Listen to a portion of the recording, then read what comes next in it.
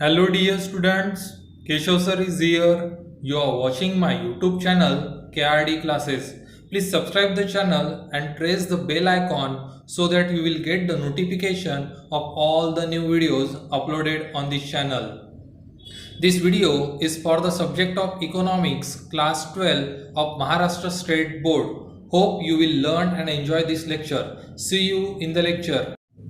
Now we are going to complete the next part of the supply chapter. Come to the page number 39.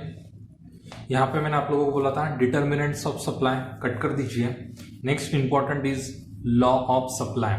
Law of supply पढ़ने से पहले आप लोगों को एक पता होगा, इसके पहले अपन ने एक लॉ ऑफ डिमांड पढ़ा हुआ है. जिसको लॉ ऑफ डिमांड अच्छे से समझाए, same to same as it is आपका लॉ ऑफ सप्लाई बना है. जैसा लॉ ऑफ डिमांड है वैसे के वैसे ही लॉ ऑफ सप्लाई है. सिर्फ फर्क कहां पे है, तो फर्क जो है अपन लॉ ऑफ डिमांड जो है, लॉ ऑफ डिमांड में अपन देखते हैं जब प्राइस बढ़ती है तब डिमांड कम होता है और जब प्राइस कम होती है तब डिमांड बढ़ता है. तो लॉ ऑफ डिमांड अपने को क्या बताता, inverse relationship between price and demand. Price और डिमांड के बीच में इनवर्स रिलेशनशिप है. प्राइस बढ़ती है तो डिमांड कम होता, प्राइस कम होती है तो डिमांड बढ़ती है. ये लॉ ऑफ डिमांड बताता. और लॉ ऑफ सप्लाई जो है, लॉ ऑफ सप्लाई ये अपने को डायरेक्ट रिलेशनशिप बताता. लॉ ऑफ सप्लाई क्या बताता, जब प्राइस बढ़ती है तब डिमांड भी बढ़ती है, जब प्राइस कम होती है जब प्राइस बढ़ती है तब सप्लाई भी बढ़ता है और जब प्राइस कम होती है तब सप्लाई भी कम होता है. There is a direct relationship between price and supply. Price and supply के बीच में डायरेक्ट रिलेशनशिप है. प्राइस बढ़ती है तो सप्लाई भी बढ़ता, प्राइस कम होती है तो सप्लाई भी कम होता. मैंने आप लोगों को एग्जांपल दिया था, जब अपन डिमांड करते कोई चीज की, जब अपन कोई चीज खरीदते तो वो कम कीमत पे खरीदते, इसलिए डिमांड ज्यादा कब रहेंगी, जब कीमत कम रहती है. लेकिन अगर अपने को कोई माल बेचना है, मेरे को सप्लाई करना है, बेचना है, मैं कब बेचूंगा, जब कीमत ज्यादा है. जब कीमत ज्यादा है तब सप्लाई ज्यादा रहता है. ये एक बेसिक कंसेप्ट है, उसी के ऊपर बेस्ड है अपना law of supply. Clear.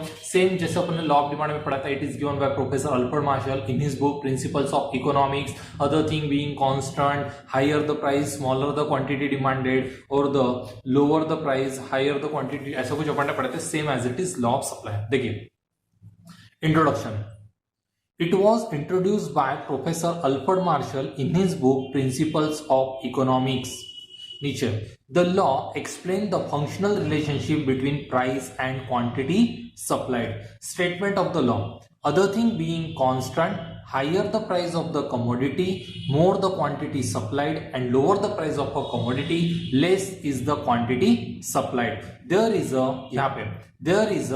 direct relationship between price and quantity supplied. Symbolically, Sx is equal to F bracket में Px. S stands for supply, X for commodity, F for function, P for price of the commodity.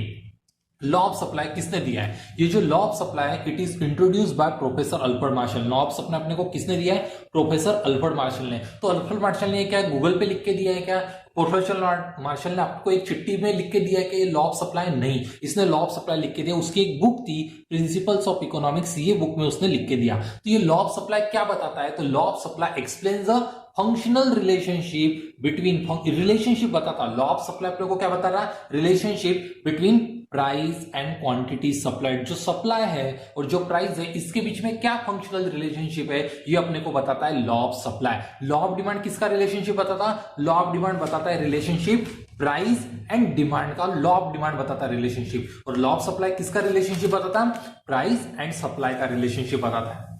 देखो, statement of the law. Other thing being constant, दुनिया में बाकी जितनी भी चीजें थी वो कांस्टेंट रहेंगी, जो भी बाकी चीजें वो कांस्टेंट रहेंगी. The price of the commodity, higher the price of the commodity, जब प्राइस हायर रहेंगे, higher the price, more the quantity demanded, more the quantity supplied, more quantity supplied, and lower the price of a commodity, less the quantity supplied. Higher the price, price जो है, price higher रहेंगी, price higher रहेंगी तो supply क्या रहेगा, supply मोर रहेगा. और दूसरा क्या लिखा है उन्होंने, lower the price less the, और जो लोअर रहेंगी प्राइस जब लोअर रहेंगी तब सप्लाई क्या रहेगा आपका, लेस रहेगा। जब प्राइस आपकी हाई है, प्राइस जब ज्यादा है तब सप्लाई क्या रहेगा, सप्लाई ज्यादा रहेगा। मतलब प्राइस जब ज्यादा है तब सप्लाई भी मोर रहेगा। और दूसरा क्या लिखा है, प्राइस इज लोअर, प्राइस क्या है, लो है, जब प्राइस कम रहेंगी तब सप्लाई भी लेस रहेगा, कम रहेगा। ये रिलेशनशिप बताता अपने को law of supply.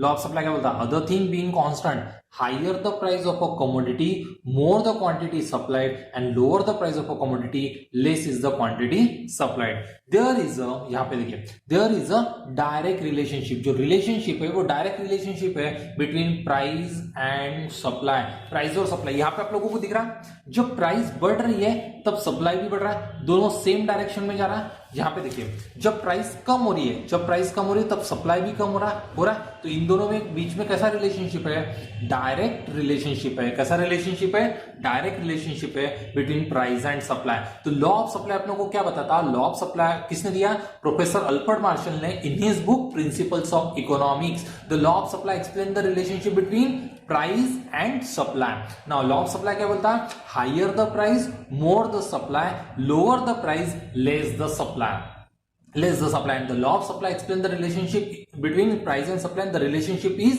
Direct relationship. Relationship कैसा है, डायरेक्ट रिलेशनशिप है। इसको सिंबॉलिकली लिखना है तो सप्लाई इज इक्वल टू क्या लिखेंगे, एफ ब्रैकेट में पी। तो S for supply, F means function, P means price. Clear, this is लिखा है, देखो S is equal to F bracket में P.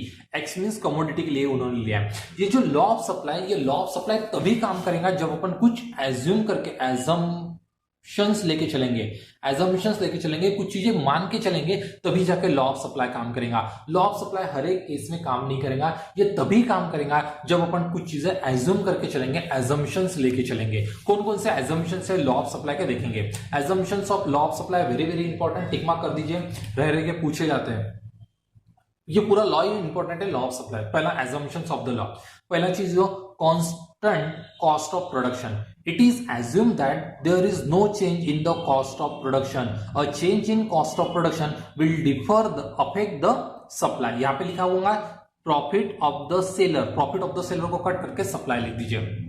Cost of production, cost of production मतलब क्या है, कॉस्ट ऑफ प्रोडक्शन मींस कोई चीज में प्रोड्यूस करता तो प्रोड्यूस करने के लिए लगने वाली मेरे को कॉस्ट। मान लीजिए मेरे को क्या बनाना है, समोसा बनाना है, मेरे को क्या बनाना है, समोसा। मेरे को समोसा बनाना है तो समोसा बनाने के लिए जो मटेरियल लगेगा, मान लीजिए मेरे को मैदा लगेगा, 10 रुपए का मैदा मान लीजिए, मैं मान के चल रहा। ऑयल जो तलने वलने के लिए ऑयल लगेगा, मान लीजिए मैं 5 रुपए का ऑयल लेके चल रहा। और मान लीजिए जो अदर जैसे कि अपना जो चटनी आलू के समोसे के अंदर की जो चटनी रहती है आलू की, वो मान लीजिए 5 रुपए लगती है वो, इस और बाकी अदर इस तरह से 5। तो ये हो गई मेरी टोटल कॉस्ट 10, ये हो गया 25 रुपए। मेरा वन समोसा, एक समोसा कितने रुपए का बन रहा, 25 रुपए। दिस इज 25 रुपए is my cost of production. बताओ अगर मेरी कॉस्ट ज्यादा होंगी, मेरी कॉस्ट ज्यादा होंगी, इस लॉ ऑफ सप्लाई क्या कहता है, लॉ ऑफ सप्लाई कहता है सप्लाई बढ़ेगा, सप्लाई कम होगा, किसकी वजह से होना चाहिए, ये होना चाहिए प्राइस की वजह से। किसकी वजह से होना चाहिए, प्राइस की वजह से। और जो अदर फैक्टर्स है, जो अदर फैक्टर है, अदर फैक्टर क्या होने चाहिए, अदर फैक्टर कांस्टेंट होने चाहिए। लॉ ऑफ सप्लाई क्या कहता है, देखो क्या लिखा है law of supply, other thing being constant, जो अदर चीजें वो कांस्टेंट होनी चाहिए। और तब सप्लाई बढ़ेगा, supply is more, supply is less only due to price. Price की वजह से सप्लाई कम ज्यादा होना चाहिए। और जो अदर फैक्टर है वो क्या होना चाहिए, कांस्टेंट। तो अदर फैक्टर में पहला कौन सा है, assumption, the cost of production. ये जो कॉस्ट होती है प्रोडक्शन की, कोई चीज अपन प्रोड्यूस करते हैं, मान लीजिए मैं कार प्रोड्यूस कर रहा तो कार प्रोड्यूस करने के लिए जो मेरे को कॉस्ट आ रही है वो कॉस्ट कांस्टेंट नीचे, उसमें कोई चेंज नहीं होना चाहिए। ना कॉस्ट बढ़नी चाहिए, ना कॉस्ट कम होनी चाहिए। क्योंकि कॉस्ट बढ़ेगी, कॉस्ट कम होगी, उसकी वजह से सप्लाई भी मेरा कम ज्यादा होगा, सप्लाई भी कम ज्यादा होगा। तो सप्लाई ये जो कम ज्यादा हो रहा है किसकी वजह से, कॉस्ट की वजह से हो रहा। तो कॉस्ट की वजह से होना चाहिए कि सप्लाई कम ज्यादा नहीं होना चाहिए कॉस्ट की वजह से, इसलिए अपन ने कॉस्ट को क्या लिखा है, कांस्टेंट। लॉ ऑफ सप्लाई क्या कहता है? लॉ ऑफ सप्लाई कहता है सप्लाई कम ज्यादा होना चाहिए, सप्लाई बढ़ेगा, सप्लाई कम होगा, किसकी वजह से होना चाहिए? प्राइस की वजह से होना चाहिए। बाकी अदर फैक्टर की वजह से होना चाहिए क्या? नहीं होना चाहिए। इसलिए अपन अदर फैक्टर को क्या रखेंगे? कांस्टेंट रखेंगे। तो पहला अदर फैक्टर है कॉस्ट ऑफ प्रोडक्शन। कोई चीज अपन बनाते हैं, वो चीज की जो कॉस्ट लगती, अगर कॉस्ट बढ़ेगी या फिर कॉस्ट कम होगी, इसकी वजह से सप्लाई भी कम ज्यादा होगा। ये जो सप्लाई कम ज्यादा हो रहा कॉस्ट की वजह से होना चाहिए क्या? कॉस्ट की वजह से नहीं होना चाहिए, प्राइस की वजह से होना चाहिए। इसलिए अपन ने कॉस्ट को क्या रखा है? कांस्टेंट रखा है। देखो cost of production, it is assume that there is no change in the cost of production. A change in the cost of production will affect the supply. अगर कॉस्ट ऑफ प्रोडक्शन में change होता है तो supply में भी change हो जाएगा। तो सप्लाई में चेंज होना चाहिए, लेकिन कॉस्ट की वजह से होना चाहिए क्या? लॉ ऑफ सप्लाई क्या कहता है? लॉ ऑफ सप्लाई कहता है सप्लाई कम ज्यादा होना चाहिए, किसकी वजह से? Only due to price, other factors remain constant. इसलिए अपन को कॉस्ट ऑफ प्रोडक्शन को कांस्टेंट रखना पड़ेगा। अगर अपन कॉस्ट ऑफ प्रोडक्शन को कांस्टेंट नहीं रखेंगे तो इसकी वजह से अपना सप्लाई भी क्या हो जाएगा? कम ज्यादा हो जाएगा। और होना चाहिए क्या सप्लाई कम ज्यादा कॉस्ट की वजह से? नहीं, इसलिए कॉस्ट को अपन ने कांस्टेंट रखा है। देखो क्या लिखा है, the constant cost of production. ये एजम्पशन लेके चलना पड़ेगा। ऐसा रहता है कि हमेशा एक जैसी कॉस्ट रहेंगी क्या? नहीं, हमेशा कॉस्ट बढ़ते रहती है धीरे धीरे। Next point, second is constant technique of production. It is assumed that the technique of production does not change तक रखो नीचे। This in turn जो लिखा है इसको काट दीजिए। This may lead to an increase in the supply at the same price. Constant technique of production कोई टेक्निक है, जैसे कि ईंटें बनाने की, जो ईंटें ब्रिक्स रहती, मेरे को ईंटें बनाना है। ईंटें बनाने के लिए क्या करना पड़ेगा? मट्टी लेना पड़ेगा, पानी लेना पड़ेगा, इनको भिगोना पड़ेगा और इनको सांचे में डाल के अच्छे तरीके से मेरे को क्या करना पड़ेगा? ईंटें बनानी पड़ेंगी, फिर इसको सुखाना पड़ेगा, सुखाने के बाद फिर मेरे को एक भट्टी बनानी पड़ेगी, भट्टी में उसको पकाना पड़ेगा और पकाने के बाद मेरी ईंट बनेगी। समझ में? ये ईंट बनाने का प्रोसेस है, टेक्निक है ईंट बनाने का। लेकिन ये प्रोसेस को मैं हटा देता और एक मशीन ले लेता, ईंटें बनाने की मशीन। बस वो मशीन में मट्टी डाल दो, पानी डाल दो, वो मशीन ही ऑटोमेटिकली सब काम करके प्रॉपर तरीके से ब्रिक्स बना के, ईंटें बना के, उनको सुखा के, पका के बाहर दे देती, रेडीमेड मेरे को बाहर मिल जाती है। तो बताओ, ये टेक्निक की वजह से पहले मैं एक दिन में सिर्फ 100 ईंटें बना पाता था। वो मिट्टी भिगाओ, ये करो, सुखाओ, फिर भट्टी में उसको पकाओ, 100 ईंटें बना पड़ता था। लेकिन जैसे मैंने न्यू टेक्निक लाई, एक नई टेक्नोलॉजी लाई, एक मशीन लाई, तो मशीन की वजह से अभी दिन में मैं 1000 ईंटें बना रहा हूं, मशीन की वजह से 1000 ईंटें बना रहा हूं। तो टेक्निक की वजह से सप्लाई चेंज हुआ। पहले ओल्ड टेक्निक में, जो ओल्ड टेक्निक थी, ओल्ड टेक्निक में क्या था? मेरी 100 ईंटें बनती थी, 100 ईंटें बनती थी। लेकिन मैंने क्या, न्यू मशीन ली, न्यू टेक्निक ली, उसकी वजह से अभी मेरी ईंटें कितनी बन रही है? 1000। तो सप्लाई बढ़ा कि नहीं बढ़ा? सप्लाई बढ़ा। ये जो सप्लाई बढ़ा या फिर सप्लाई कम हुआ, किसकी वजह से हुआ? टेक्नोलॉजी की वजह से या फिर टेक्निक की वजह से, टेक्नोलॉजी की वजह से, टेक्निक की वजह से सप्लाई कम ज्यादा होता है। इसलिए टेक्निक को कांस्टेंट रखना पड़ेगा। टेक्निक की वजह से सप्लाई कम ज्यादा होना चाहिए क्या? नहीं होना चाहिए। इसलिए टेक्निक को अपन को क्या रखना पड़ेगा? कांस्टेंट रखना पड़ेगा। लॉ ऑफ सप्लाई क्या कहता है? लॉ ऑफ सप्लाई कहता है सप्लाई कम ज्यादा होना चाहिए, किसकी वजह से होना चाहिए? प्राइस की वजह से होना चाहिए। टेक्नोलॉजी की वजह से, टेक्निक की वजह से होना चाहिए क्या? नहीं होना चाहिए। इसलिए टेक्निक को क्या रखना पड़ेगा? कांस्टेंट रखना पड़ेगा। देखिए क्या लिखा है, constant technique of production. It is assume that the technique of production does not change. पहले मैं मैनुअल तरीके से ईंटें बनाता था, अभी एक मशीन ले ली ईंटें बनाने की, तो इसमें कोई चेंज नहीं करना चाहिए। उसकी वजह से मेरा सप्लाई चेंज हो रहा है। पहले मैं 100 ईंटों का सप्लाई कर पाता था, अभी मैं 1000 ईंटों का सप्लाई कर पा रहा हूं। तो ये जो मेरा सप्लाई चेंज हुआ, ये सप्लाई किसकी वजह से? टेक्निक की वजह से चेंज हुआ। लेकिन टेक्निक की वजह से सप्लाई चेंज होना चाहिए क्या? नहीं। सप्लाई किसकी वजह से चेंज होना चाहिए? प्राइस की वजह से चेंज होना चाहिए। इसलिए मेरे को टेक्निक को कांस्टेंट रखना पड़ेगा। This may lead to increase in supply. Technique की वजह से देखो मेरा सप्लाई बढ़ रहा है, मैंने न्यू टेक्निक लाई, उसकी वजह से सप्लाई बढ़ गया, तो सप्लाई में चेंज होना चाहिए क्या? नहीं। इसलिए मेरे को टेक्निक की वजह से सप्लाई चेंज होना चाहिए क्या? नहीं। इसलिए मेरे को टेक्निक को कांस्टेंट रखना पड़ेगा। Next point, no change in weather condition. It is assumed that there is no change in the weather condition में डिक्रीज सप्लाई। वेदर कंडीशन, जैसे मान लीजिए मैं गन्ना हो गया, या फिर कोई अपने ये जो भुट्टे हो गए, या फिर कोई धान, अपनी ये जो गेहूं हो गया, चावल हो गया, खेत में बनाता हूं। लेकिन बताइए बहुत बेकार वेदर कंडीशन है, बहुत बरसात हो रही है। बरसात ज्यादा होने की वजह से फसल ज्यादा होती है क्या? नहीं, फसल खराब हो जाती है। पर फसल को एक बराबर तरीके का ही बरसात चाहिए, ज्यादा बारिश चाहिए क्या? नहीं। तो जो बरसात है या फिर जो बारिश है वो बहुत ज्यादा हो गई, मेरे खेत में बहुत ज्यादा बाढ़ आ गई, तो उसकी वजह से वेदर कंडीशन है वो बहुत ही बेकार थी, उसकी वजह से मेरा जो फसल थी वो फसल खराब हो गई। फसल खराब होने की वजह से सप्लाई कम होगा। समझ में आ रहा है क्या? तो वेदर कंडीशन जो है, क्या लिखा देखो, वेदर कंडीशन की वजह से भी सप्लाई कम या फिर सप्लाई ज्यादा होता है। तो ये जो वेदर कंडीशन है, वेदर कंडीशन की वजह से भी सप्लाई चेंज होता है। तो लेकिन सप्लाई ये जो चेंज हो रहा है ये वेदर कंडीशन से होना चाहिए कि प्राइस की वजह से होना चाहिए? लॉ ऑफ सप्लाई क्या कहता है? लॉ ऑफ सप्लाई कहता है सप्लाई कम ज्यादा होना चाहिए, किसकी वजह से? प्राइस की वजह से होनी चाहिए, वेदर कंडीशन की वजह से नहीं होना चाहिए। इसलिए वेदर कंडीशन को क्या रखना पड़ेगा? कांस्टेंट रखना पड़ेगा। वेदर कंडीशन में कोई भी चेंज नहीं होना चाहिए। देखो क्या लिखा है, it is assume that there is no change in the weather condition may decrease the supply. Supply कम हो जाएगा। मान लीजिए अच्छी बारिश रहती, बारिश मान लीजिए बहुत अच्छी रहती, बारिश अच्छी रहती तो मैं क्या करता? 100 टन का माल प्रोड्यूस करता, 100 टन का सप्लाई करता, मैं 100 टन का सप्लाई करता। लेकिन मान लीजिए बारिश हुई नहीं, इस साल बारिश हुई नहीं, ना के बराबर बारिश हुई, तो बताओ मेरा सप्लाई क्या हो जाएगा? कम। मैंने 10 टन ही पैदा कर पाया, पैदाइश जो कर पाई खेत में सिर्फ 10 टन की, तो सप्लाई क्या हो गया? कम हो गया। ये जो सप्लाई कम ज्यादा हो रहा किसकी वजह से? वेदर की वजह से हो रहा। लेकिन लॉ ऑफ सप्लाई क्या कहता है? वेदर की वजह से सप्लाई कम ज्यादा होना चाहिए क्या? नहीं। इसलिए वेदर को अपन को क्या रखना पड़ेगा? कांस्टेंट रखना पड़ेगा। Next point is no change in government policy. It is also assume that the government policies like taxation policy, trade policy etcetera remain unchange. मान लीजिए गवर्नमेंट पॉलिसीज बनाती है, गवर्नमेंट बोलती है अगर तुम कोई प्रोड्यूस करोगे तो उसके लिए लैंड लेती, लैंड हम फोकट में देंगे, फ्री में देंगे, या फिर इलेक्ट्रिसिटी तुमको फ्री देंगी, 10 साल तुमको कोई टैक्स नहीं देना है। इस तरह से गवर्नमेंट ने पॉलिसीज बनाई। बताओ, मान लीजिए गवर्नमेंट ने पॉलिसी बनाई कि तुमको कोई मान लीजिए तुम यहाँ पे फैक्ट्री लगाओ, तुम यहाँ पे फैक्ट्री लगाओगे तो हम तुमको लैंड फ्री देंगे, ऐसी गवर्नमेंट ने पॉलिसी बनाई। या फिर गवर्नमेंट ने पॉलिसी बनाई कि तुमको पूरी इलेक्ट्रिसिटी हम फ्री देंगे, पानी पूरा फ्री देंगे, या फिर तुमको 10 साल कोई टैक्स नहीं लगाएंगे। इस तरह से गवर्नमेंट ने पॉलिसी बनाई। तो बताओ लोग फैक्ट्री लगाएंगे? हाँ, बहुत ज्यादा फैक्ट्री लगाएंगे। फैक्ट्री लगाने से तो सप्लाई बढ़ जाएगा। हाँ, सप्लाई बढ़ गया। मान लीजिए गवर्नमेंट ने पॉलिसीज बहुत ही बेकार बनाई, गवर्नमेंट बोल रही हम बहुत ज्यादा टैक्स लगाएंगे, बहुत महंगे में आपको इलेक्ट्रिसिटी देंगे, हम आपको पानी बहुत महंगे में देंगे, लैंड बहुत महंगे में देंगे। इस तरह की गवर्नमेंट की पॉलिसीज है। तो बताओ सप्लाई कम ज्यादा हो जाएगा। ये जो सप्लाई कम ज्यादा हुआ किसकी वजह से हुआ?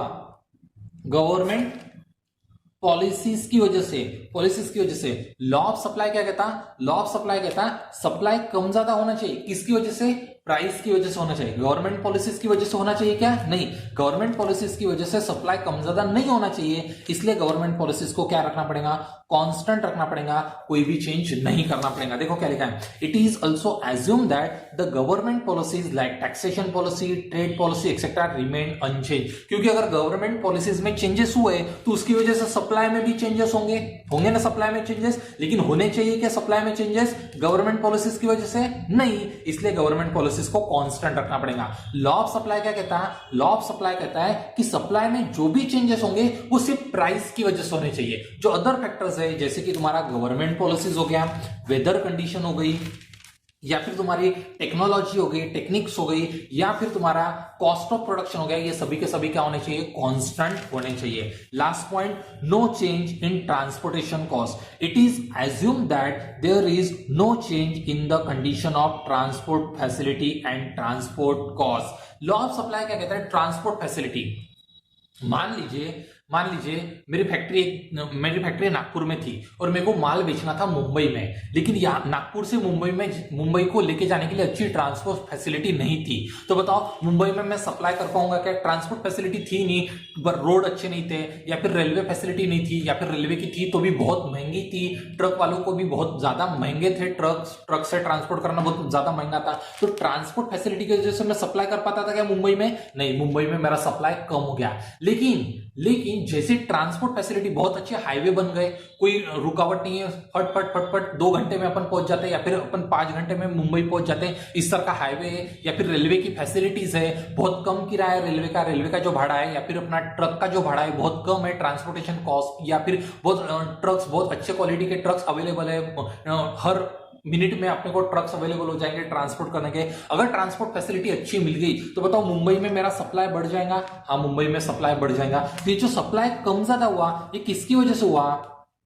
ट्रांसपोर्ट फैसिलिटी ट्रांसपोर्ट फैसिलिटी, अच्छी रेलवे फैसिलिटी है, अच्छे रोड्स है, हाईवेज है, ट्रांसपोर्ट फैसिलिटी या फिर ट्रांसपोर्ट कॉस्ट की वजह से मेरा सप्लाई कम ज्यादा हुआ। लेकिन लॉ ऑफ सप्लाई क्या कहता है? लॉ ऑफ सप्लाई कम ज्यादा होना चाहिए प्राइस की वजह से। ट्रांसपोर्ट फैसिलिटी या फिर ट्रांसपोर्ट कॉस्ट की वजह से होना चाहिए क्या? नहीं, इसकी वजह से सप्लाई कम ज्यादा नहीं होना चाहिए। इसलिए ट्रांसपोर्ट फैसिलिटी को, कॉस्ट को क्या रखना पड़ेगा? कांस्टेंट रखना पड़ेगा। क्या लिखा है देखो, no change in transport cost. It is assumed that there is no change in the condition of transport facilities and transport cost. इनमें कोई चेंज नहीं होना चाहिए। अगर ये जो पॉइंट्स है, कौन कौन से पॉइंट्स? ट्रांसपोर्ट फैसिलिटी हो गया, गवर्नमेंट पॉलिसीज हो गया, वेदर कंडीशन हो गया, टेक्निक्स हो गया, या फिर कॉस्ट ऑफ प्रोडक्शन हो गया, इनमें अगर कोई चेंज हो जाता है तो उसकी वजह से सप्लाई में भी चेंज हो जाता।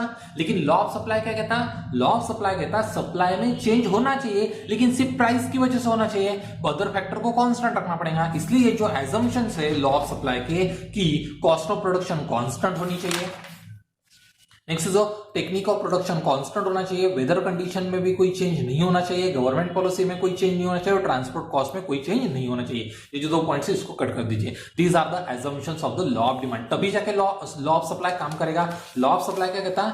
प्राइस बढ़ेगी तो सप्लाई भी बढ़ेगा, प्राइस कम होगी तो सप्लाई भी कम होगा। सप्लाई ये जो कम ज्यादा हुआ ये किसकी वजह से? प्राइस की वजह से ही होना चाहिए। जो अदर फैक्टर्स है, अदर फैक्टर्स अभी मैंने बताया आप लोगों को। अदर फैक्टर पहला इज जो cost of production, cost of production, दूसरा टेक्निक्स, तीसरा इज जो ट्रांसपोर्ट कॉस्ट, चौथा ट्रांसपोर्ट कॉस्ट के बाद वेदर कंडीशन, गवर्नमेंट पॉलिसीज, इनमें कोई चेंज नहीं होना चाहिए। ये अदर फैक्टर क्या होना चाहिए? कांस्टेंट होने चाहिए। These are the assumptions of the law of demand. Next आगे, सॉरी, लॉ ऑफ सप्लाई।